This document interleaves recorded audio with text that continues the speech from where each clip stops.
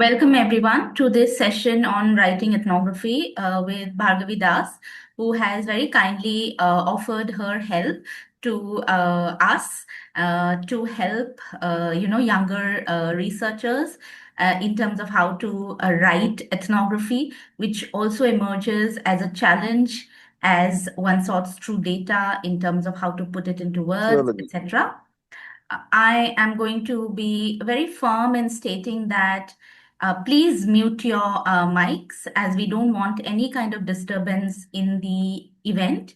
And if anyone is found, disturbing the proceedings, I'll have to unfortunately remove them from the meeting. So please keep your mics muted and be respectful towards the speaker when she is conducting the session.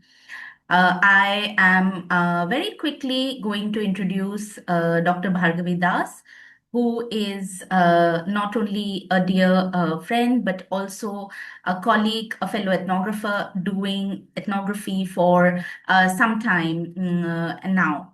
So, Dr. Bhargavi Das is an assistant professor at the Department of Rural Management, Shiv Nadar University, Delhi, India. She completed her Ph.D. in anthropology at the National University of Ireland, Maynooth, in 2023. In the past, she has been an Irish Research Council Awardee and a Hume Doctoral Scholar Awardee. Her research interests are water, environment, citizenship, infrastructure, bureaucracy, state, minority, migration, and Northeast India. She has widely published in reputed journals, and I would welcome Bhargavi to conduct this session. Perhaps you can take 35 to 40 minutes or as you deem fit, and then we can have a Q&A of 10-15 minutes. I will just also share the screen. Is this visible? Yes, it is visible. Maybe you can go to the presentation mode, Rituparna.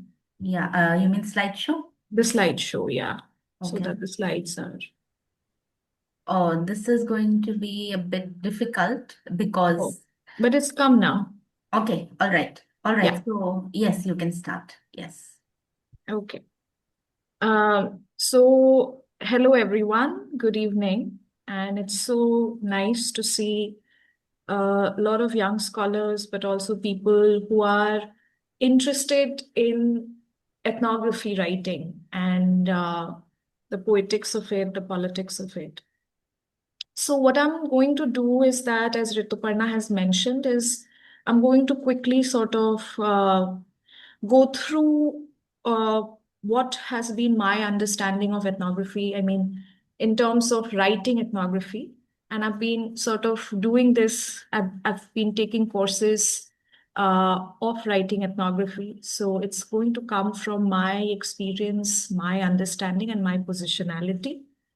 Um, and I'm going to keep the talk for like around say 30 minutes, 35. And I would request Rituparna to sort of give me a heads up when I'm done. I'm done with like 30 minutes of speaking, because I also would like to sort of take questions, comments. All right. So I'm going to dive directly into it. Rituparna, if you can go to the next slide, please. So, I mean, ethnography, as much as being a methodology to engage, to collect data, the word ethnography itself would suggest that it inherently involves writing, because the word is ethno and graphy. So ethno means people, and then graphy, of course, is to write or to document or record. So writing has always been a part of ethnography as a method itself. So, but how do we write ethnography? What makes a writing ethnographic? Why are ethnographies or ethnographic writing so much important in today's times? I mean, these are important questions, and I'm going to shortly.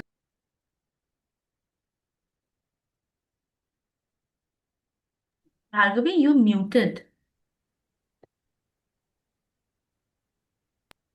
Yeah, now I think you're back. Yes. Can you hear me? Yes, ma'am, Yes. you're audible, ma'am. Okay.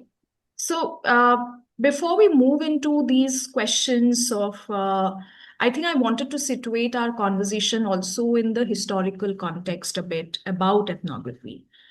What has been the history of ethnography? And the history of ethnography, of course, uh, is connected to the history of anthropology as a discipline. And ethnography has been born in the colonial encounter. So largely it has been used by anthropologists and later sociologists, though, of course, there is no strict disciplinary boundary now. A lot of people outside of these disciplines are using ethnography as a method. Uh, but ethnographic history has been bounded with extraction of data of colonized, quote unquote, native communities by colonizers with the intention to control them, to project them as uncivilized or as the other in a bid to justify colonialism. So history of ethnography is also, we have to remember that it is a history of colonial violence, where ethnography has been used as an active tool for it. So when we are now writing ethnographies, I think we must write being cognizant of this history of extraction and violence. And hence our writings have to be that much more ethical. Our writing should always be in spirit and in politics, of course, always stand with the marginalized. As the authors in writing culture, which has been, a turning point of a book in the writing of ethnography, they have noted that the poetics of writing ethnography is deeply entangled with the politics of writing ethnography. And I think that politics, the history of behind that politics should be kept in mind when we are writing ethnographies. Good ethnographic writing, I feel, and I think ethnographers, my fellow ethnographers would agree that it comes from doing good ethnographic fieldwork. So the methodology actually is not separate from the writing. Hence, when you do ethnographic fieldwork that is ethical, that is immersive, uh, it tries and understand contrast, complexities.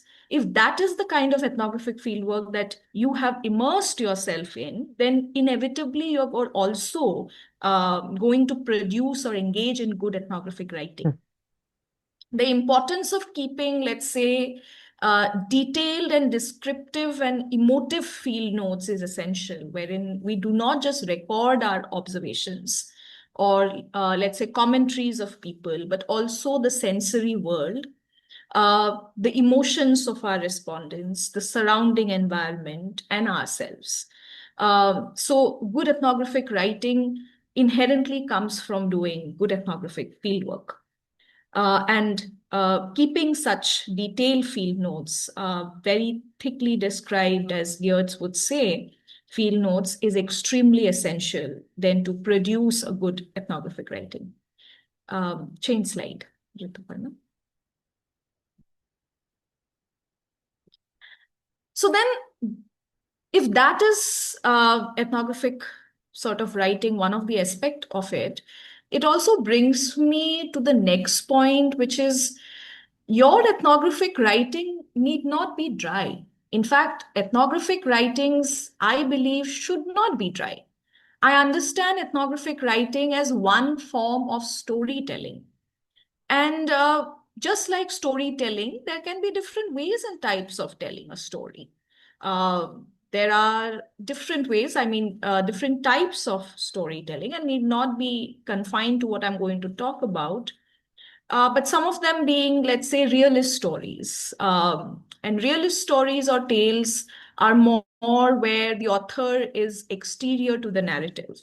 Largely in positivist ways of writing ethnographies, it was almost taken such realist ways of writing, wherein the author was like a god, gave a godlike view, and the truth was, as observed, was equivalent to the truth. Then comes confessional tales, wherein the author is inherently embedded in the writing. So sometimes autoethnographies that we read, wherein a social world is being explored, or a socio-cultural political point or argument is being explored through the author's experiences. So that is also one kind of ethnographic writing. The other is impressionist ethnographic writing, or stories wherein it's very evocative writing. And a lot of people now are using such ethnographic tools wherein they use creative nonfiction techniques. Sometimes they also write ethnographic novels. So a lot of even the works that are written by, let's say, someone like Amitabh Ghosh, has a very ethnographic basis and observation techniques in then writing, fiction. So impressionist stories can be that. And then we have also advocacy sort of an ethnographic writing, wherein the writing is inherently political. There is advocacy that is being embedded in anthropology. So the author or the ethnographer would engage directly for social change. So the author is looking for some sort of solution, and the ethnographic writing then is it flows through that. So political positioning is mostly anchored in the lived experience, though it also faces a lot of criticism because it's considered to be biased, quote unquote, unscientific, particularly from people who still believe in realist ways of writing ethnography. But we have moved to different ways of writing ethnography now. Then there are, of course, collaborative tales wherein it is multi-authored. So now a lot of it to equalize the power and hierarchical relations between participants and the ethnographer. Um, the researcher and the participant, they collaboratively actually write ethnographies together. It also brings in a lot of richness in perspectives. It also brings in a lot of emic perspectives. So collaborative ethnographies are such. And then there are experimental ethnographies, wherein a lot of digital ethnographies are also experimental.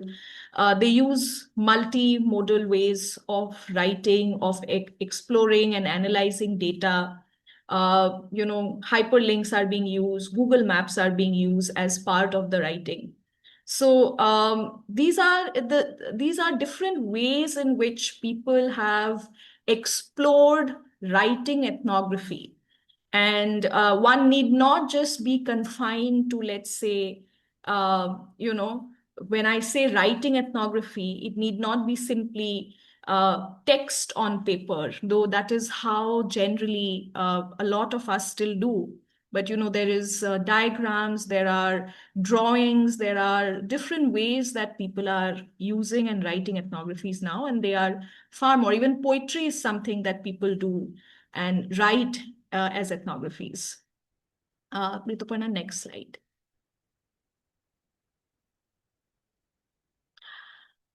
So since ethnography is a way or one form of storytelling, ethnographic writing works best when you show and not tell.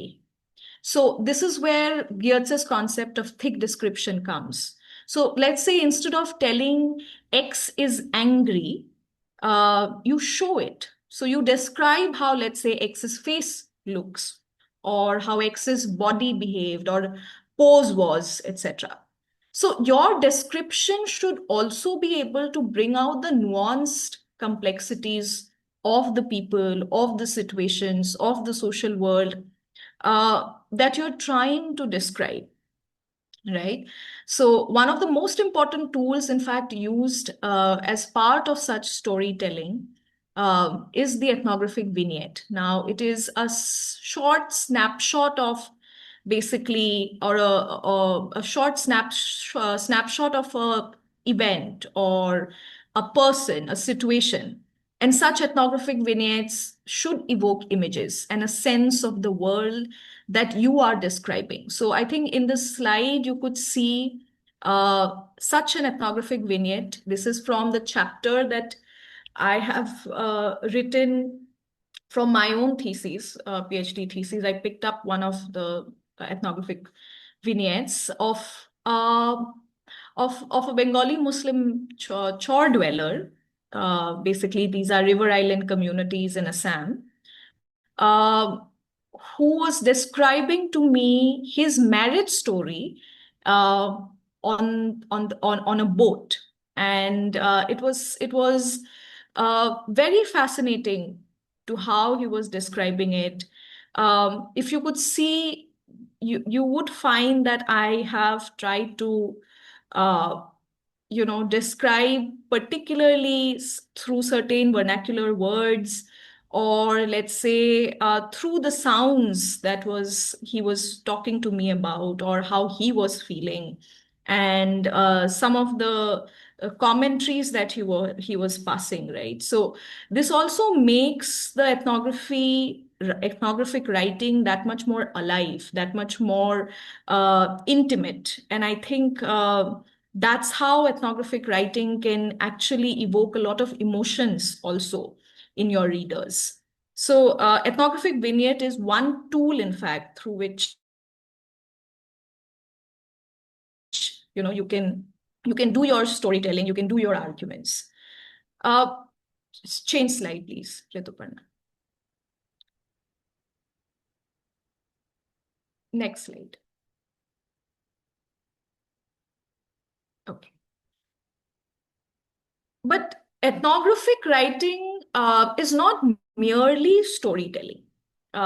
It is, in fact, I would say, a fine, delicate, and balanced dance between story and theory. So, when we are writing about a story, let's say the description, the vignettes, etc., it is not random. We are picking up those stories, we are picking up those vignettes to push forward some argument that we are making. So we are writing a story to theorize or to debunk, add, or prove a theory, concept, or largely an argument. But how do we maintain that fine balance between story and theory, that fine, delicate dance, right? So I would say that always remember to have a structure drawn, be it for an article or a book. And in that structure and piece of ethnographic writing, you must know what is the heart of the piece. Like, what is the core or major argument or focus of the article or the book? Now, once the core or the heart is sorted, then all sub arguments will oblige or is exploring that core argument. Now, that can be either elaborating, adding on, or justifying that heart of that story. And each story or vignette that you put inside the ethnographic writing must also do the same. So everybody basically is in service of exploring and adding or justifying the core argument of your article or the book. So first, find out the heart of the piece. What is it really? What is the core argument of that piece? And then you select your ethnographic vignettes accordingly, right? Ethnographic vignettes, which includes, let's say, stories, characters, etc., however, not just exemplify the heart or the core argument, but can introduce, let's say, the argument or take the argument forward, or sometimes introduce completely new things to the reader, relevant but new, while giving readers a taste of the life world where your research is situated. So I would say when you are doing ethnographic fieldwork, and hence good ethnographic fieldwork will produce, let's say, good ethnographic writing, is that you record everything as part of field notes, right? And not just what people are saying, but also what they are not saying. The silences and pauses are equally important for understanding and then analysis. Uh, Here in the Oh, okay. You have to go to the previous slide, I think. Yes. So here, if you could see, I was basically trying to show how pauses and how silences actually also matter. And I've picked up just one excerpt from the same chapter of my thesis, which was on boats. I was trying to look at boats and the relationship that shore dwellers, Islanders, they have with boats. And I remember this is towards the conclusion wherein I am asking H, what exactly is the relation of shore dwellers to boats? And he is basically saying here that he takes some time to think about it. And then he says, so many people's history and ancestral relations in the chores are related to boats and water. And then he pauses for a long while. Now, at that time, I actually did not understand the meaning of that long pause. But once I could, look back and revisit my field notes and then connect the dots in my field notes, for me, that long pause was very much summative of chore dwellers' relation to boats, actually. Uh, for perhaps the boats, I was saying that chore dwellers lie in those unsaid pauses, wherein you cannot actually describe what is your relationship with something so significant in words. Sometimes your participants are simply lost for words, and that those are equally important, and those has to be captured and then recorded accordingly in your ethnographic writing. Okay, now you can change the slide, Rituparna. Yes. No, go to the ethics. Go to the yes. Okay. So ethics of writing ethnographies. When we are talking about writing ethnographies, we have to be, of course, taking into account the ethics of it. And when we are talking about ethics, there will be questions about authenticity and politics of representation, particularly if you are writing ethnographies about people for whom you are an quote unquote outsider. And of course, the definitions of who is an outsider, who is an insider, those will be contested and is dynamic and contextual. But I'm just talking in a larger sense. Then our responsibility of representativeness and authenticity becomes that much more. And the authenticity of your participant's voice to maintain that, because at the end, when you're writing ethnography, you are not just presenting, but you're also representing uh, people, their stories, their life worlds. And hence, authenticity plays very important role. And one of that is you have to be authentic to the voice of your participants. Um, how do you do that? Some of the tools, of course, will be, let's say, you present the conversation that you had with them as it is. You don't meddle with it as much. Or sometimes you even use certain vernacular words, which helps in opening up of social worlds that are important and critical to understand the life world of your participants and uh, and the research, right? So similarly for representation, I think why it is important, because questions of who is getting represented, uh, how they are getting represented, for what purpose they are getting represented, and who is writing that representation, etc. I think are always vital questions when we are writing ethnography. And this is important because it goes back to the history of how ethnographic writing began. Ethnographies were written by white colonial men mostly, and then capturing, extracting data and using them to represent uh, colonized people in a particular way. And those representation have done much violence. And hence, that history guides, I think, our sentimentality and our ethics currently, which is that how do you represent somebody or a world where you do not belong, right? Where you are not part of which you are not part of. Hence, the safety, justice, and respect of your participants while you are representing that data by writing ethnography is very much essential, I would say. Okay, next slide, please, Rituparna.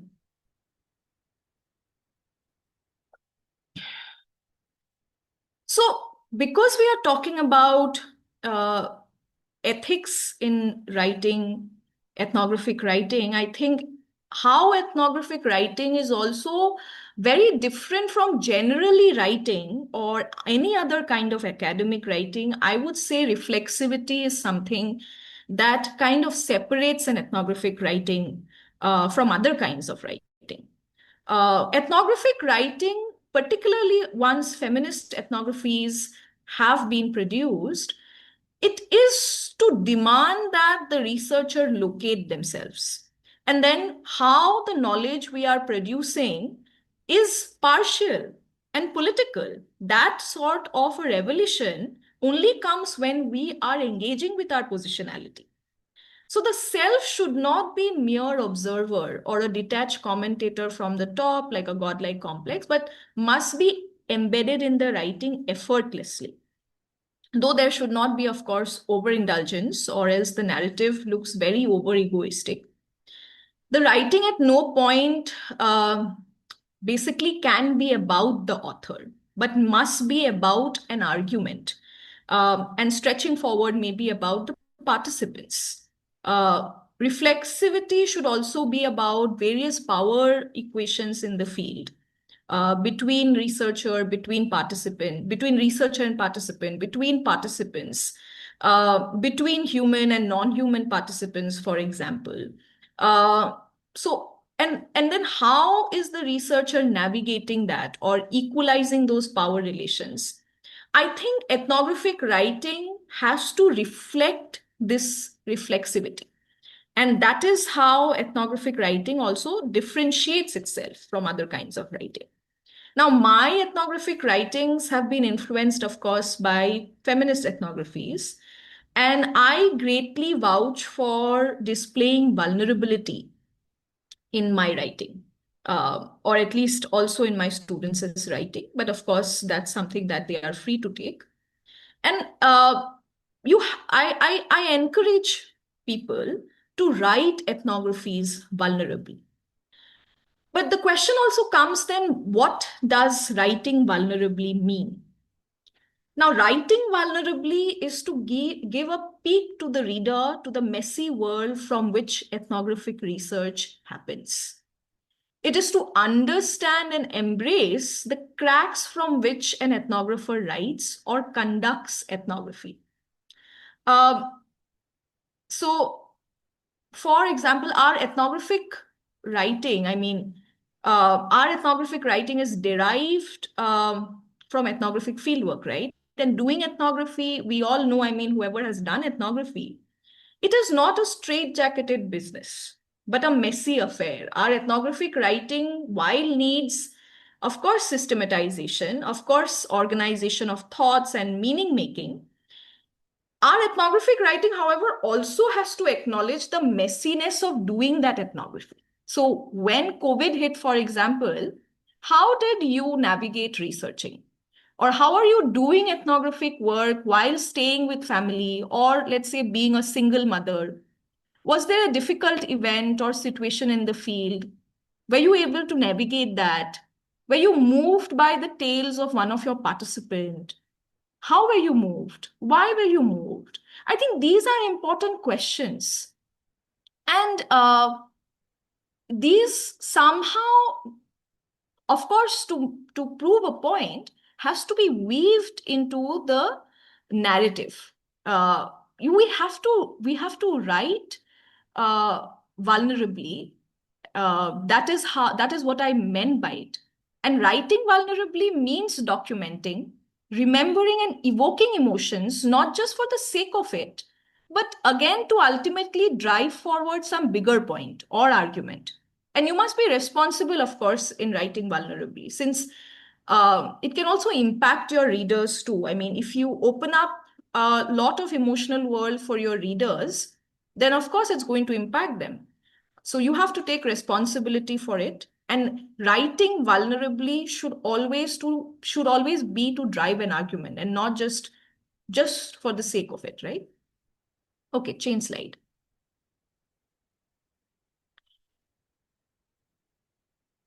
So, I mean, this is something that's I wanted to address because ethnography, I feel, currently is also facing the danger of being quote unquote the buzzword. Because it seems like everyone is doing ethnography or everyone is writing it. Now, the danger is, of course, not that ethnography has transgressed boundaries. In fact, such gatekeeping I would not encourage or should not be encouraged. And such transgressions are very much welcome. However, not everything is ethnography, and not everyone is doing ethnographic work. I'm saying this because ethnography demands immersion. It demands that the researcher engages in long-term research, often for years. It requires that slow cooking. It requires the slow and steady building of relationship. Now, a mere 3 weeks engagement, that is not ethnography. And I'm not talking from the viewpoint of purist sentiments, but keeping in mind the history of ethnography. And hence, strongest ethical principles actually applies to anyone using it. So immersion and time is vital because we cannot replicate the history of violence. We need to truly build and protect the relationships in the field. Also, the time and immersion is required to understand the complexities of the life world of our participants, the nuances, without reducing them to mere cardboard figures or victims or oppressors alone. So, when doing and hence writing ethnographies, we must ask, for what purpose? Why are we writing this ethnography, or why are we doing this ethnography? Because the purpose of ethnography cannot be in any way extractive or exploitative. And I'm scared of how ethnography is actually, or ethnographic principles are being used currently, particularly by big companies, right? Uh, and I understand that in a world that is suffering from attention span deficit, in a world that is so highly corporatized and looking for quick data, binary understanding, quick solutions, doing and writing such ethnographies is facing tremendous challenge. And maybe to some, I think this way of writing or doing ethnography will not even make sense. But I would truly believe that that is actually our, and by our, I mean the ethnographer's principle to resist. Chain slide. And this is going to be my final point for the night, and then we can move to discussions. So then the question is, why should we write ethnography? I mean, if it's facing so much of challenge, despite, I mean, the truest way of doing ethnography, if that is how it's being facing challenge from all quarters, why should we write ethnography and why is it important? I mean, during the session, you must have found your own reasons, and I have probably touched upon some of them too. But the one point that I would like to make, and hopefully you will take home, is that I truly believe ethnography to be one of the most humane methodologies, wherein the focus of a good ethnography or ethnographer is to understand the world by building relationships. Relationships that are guided by principles of transparency, justice, and safety. Uh, I mean, rishte banana, that's basically what I even tell my students. And while standing strong with the marginalized in principle, ethnography refuses quick fixes or reduction to simplicity. And however difficult, it does not shy away from laying out a palette of complexities, of sometimes odd contrast, even. Because the real world is such, right? I mean, the real world is messy, a lot more messier than probably what our ethnographic writing can even capture or observe. But still, I think our ethnographic writing must reflect that, must reflect those principles. And with that, I think I will stop my talk, and then thank you so much again. We can move forward to probably questions, comments, queries, anything. Yeah. Thank you so much, Bhargavi, for that very, very engaging and insightful session. I think all of us have a lot of takeaways from it. So I'm going to open up the floor for a Q&A, perhaps for 10 to 15 minutes. And there are already some questions in the chat box. Okay. You can see them. I can also read out to you. Books or articles in which one can find ethnographic data. Yes. Then one question on an ethnographic Sorry. vignette. So if we Sorry, I'm introduce, unable to find the questions. Okay, I'll, yes. I'll read out, yeah. Kumari, yeah. Yeah, if we introduce an ethnographic vignette, the substantiating theory has to go side by side or better to keep the detailed theorizing after the vignette. How do you learn to write good food field notes, especially when writing about people whose language is not English? Right. Yeah, Yes. perhaps you can take these questions first and Yes. then we Okay. will see. Yes. Okay. So, couple of, what I'll about books, there are lots of books surrounding ethnography. There are ethnographies themselves, and then there are books and articles that are also telling or guiding scholars on how to, let's say, do or write ethnographies. So what I'll do is that also probably share because there's a lot of risk. At the top of my head, of course, um, one really radical way of writing ethnography has been done by Zora Neale Houston, uh, called the Barracoon. There is Leela Abu Lugor's books and articles on feminist ethnographies. There is a book that I generally refer to called the Smart. It's called Writing Ethnography again, but it's by Gullian Smart. So there are a number of books. What I can do is that maybe just share the list with Rituparna, and if it's possible, if there is a mailing list, No, then no, maybe you that is can not possible. possible. We don't, yeah. And Okay. probably if anyone wants more suggestions, they can reach out to you directly on your email. Yes, Yeah, yes, that would be, that yeah, will be great. yeah. Yes, I can do that. So I can share towards the end my email ID. Okay. If we introduce an ethnographic vignette, the substantiating theory has to go side by side or better to keep the detailed theorizing after the vignette. Sorry, I'm not able to. If we introduce an ethnographic vignette, the substantiating theory has to go side by side or better to keep the detail. Okay. So it really depends, Sri Parvati, on how you want to sort of do it. But generally, it's always better if you sort of weave the ethnographic vignette along along with theorizing. So if you're making an argument, sometimes an ethnographic vignette can be an introduction, and then you use that vignette to then slowly build your argument or to theorize. And sometimes you have already started with an argument, and then you use the ethnographic vignette to sort of exemplify what you are trying to argue. So it really depends on how you want to do it. There is no right and or better or worse way of doing this. So yeah, please feel free. On also see when once you have written something, I think it's always better to read it more and more, because there should be a smoother flow to the writing, I think, to the narrative. So yeah.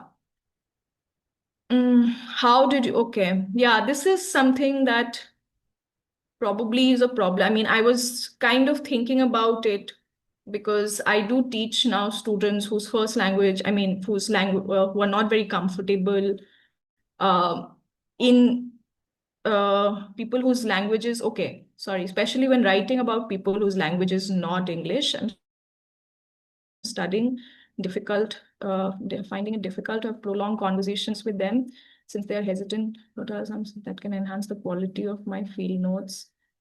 And how do I write good analytical memos? Mm, mm. So I think one way of particularly because most of us, I think we engage or do field work with people whose first language or who will not talk to us in English, right? And it is a myth to kind of say that we cannot use some of the vernacular words or sometimes even a line or two. Of course, to continually use them is something that's not mainstream academia accepted. But I have always found, and particularly even a lot of academic ethnographic writing has accepted this, that you can use the words, some of the words. In fact, some of the words that I have mentioned, they actually open up a new way of understanding the social world that your participants are part of. To keep good field notes, I think, or to write good field notes, I think you have to be consistent. So uh, while you're on the field, of course, every day is something that you take field notes. And to be aware of exactly what you're not just observing, but also what you're feeling.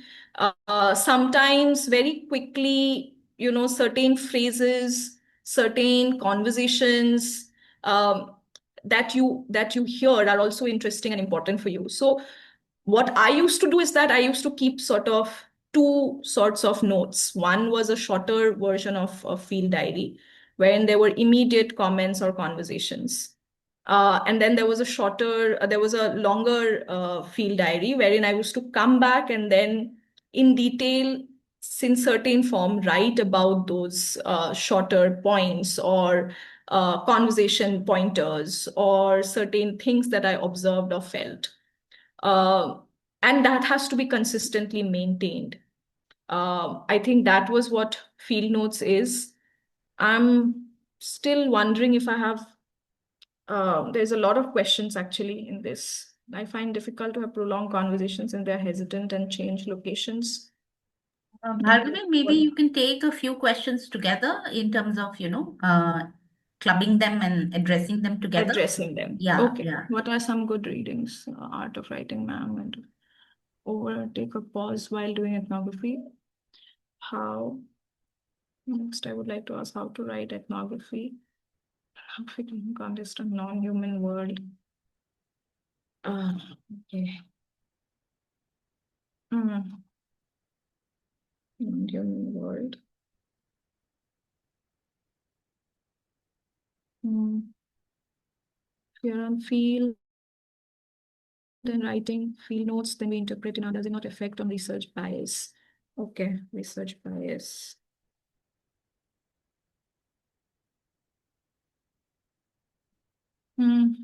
Okay, Yeah, go ahead. I'm going to probably take two first. So how do we stop ourselves from overindulging? I mean, that is something you have to be constantly. So even in your field notes, in my field diaries, there used to be always a reflective section. Wherein I used to sort of write down everything me-centric, right? So that is something that I used to do. And then while I'm writing, you have to be like constantly following the principle of reflexivity. When to stop overindulging while doing it, that of course your body will say. When to stop overindulging or taking a pause. I think we forget that fieldwork or ethnographic fieldwork is not just doing. It's rest, respite, and reflection. That's what I tell my students. They are equally part of doing ethnography. That's not something outside of doing ethnography. Rest, respite, and reflection is part of it. So listen to your body more, I think, and then use those time to then go through the field notes, what you have done, and make the plan for the upcoming schedule of your let's say field visits. How to do ethnographic writing in context of non-human. world is a very specific question. I can suggest some texts probably um, that you can refer to. There have been a lot of non-human writing, ethnographic writing. One very good example is Anna Singh's Mushroom at the End of the World. Uh, so it depends actually. Some writers take the object, the non-human object, as an emotive and giving it agency, right? And there will be some writers who just use it as an entry point. So it depends on how you want to do it. I think it's better if you read some of these ethnographic writings. And please begin with Anna Singh's. Uh, there's also a couple of others. So if you want, I can share because my work is on non-human world also. Um, Research bias. I mean, of course, feminist ethnography and research would say that there is no objective research. I mean, we try to do it, but there is always biasness. So the one thing that we can do is basically be reflexive about it and state our positionality as far as possible. And that's how I think we start. Um, we start to also sort of address biasness. Uh, reflexivity is one tool, of course, but when I'm talking about can there be a completely objective, completely unbiased um, research? I don't think so. And I don't think that's a bad point. I mean, that's what feminist ethnographers would say. That all knowledges are partial and all knowledges are situated, right? So Donna Haringway had talked about this. Okay, how do you translate silence? Um, it really depends on the context of it. I mean, you don't have to always translate silence, but you will have to understand silence in what context the person is using it. So in my context, because it was a longer silence or a pause, they are also saying things that the participant is not, let's say, uh, unable to frame those things in words, or sometimes that silence is also saying that they are not comfortable sharing, which also is giving you data at the end of the day. Not always the people has to speak to you to give you data. Sometimes when somebody does not want to speak to you, there is a silence, then that itself can mean a lot of things, right? A lot of women don't speak sometimes about violence. That is giving you data at certain level. So I think you have to be aware of the context in which that silence is occurring. Uh, how can we practice writing and ethnography? I'm working on live realities. Um, Uh, Yeah, Bhargavi, just a yes, gentle nudge that the meeting will get over in the next 10 5 minutes or minutes, so. 5 minutes. 5 minutes, Okay. yes. So we'll have There's to a wrap. lot of questions, Rituparna. What should I do? You can sort of club them together and Okay. take it. Yeah. Mm, yeah. Okay. So practice ethnography.